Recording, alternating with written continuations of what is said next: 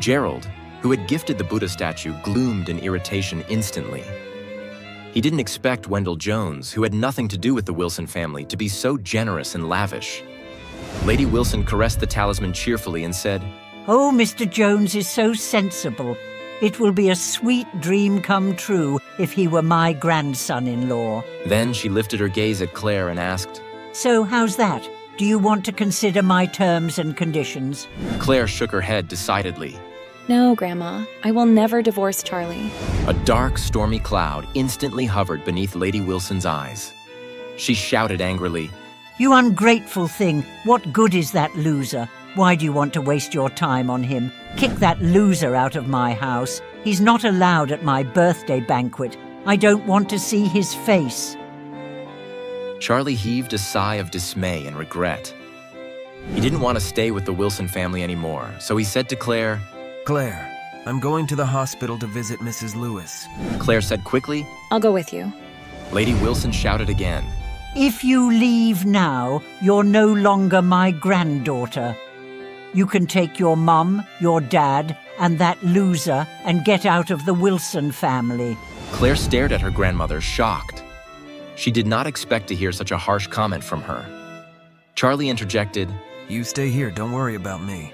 Before Claire could compose herself from the trance, he turned and left. Harold laughed behind him. "Hey, my dear Charlie, if you leave with an empty stomach, will you go on the street and beg for food? If you do so, you'll tarnish our family name. Here, I have $1. Go buy a bun or something to eat." Harold produced a $1 from his pocket and threw it at Charlie's foot. The entire family's thunderous laughter echoed across the house. Charlie gritted his teeth in annoyance and left the house without looking back.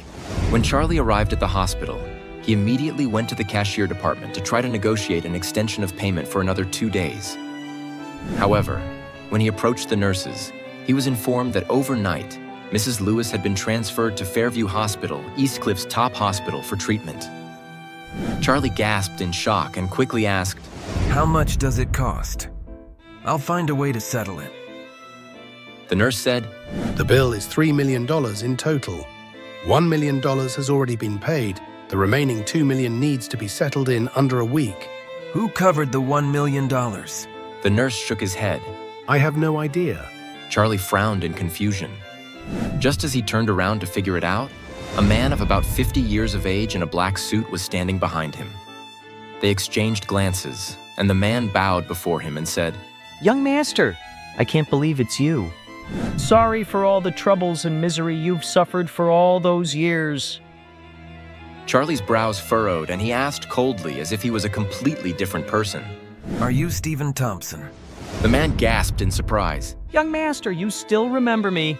Charlie, startled slightly, murmured, "Of course I do. I remember each and every one of you. You forcibly drove my mom and dad out of Eastcliff along with me and fled the city. My parents died along the way and I became an orphan. What do you want from me now?"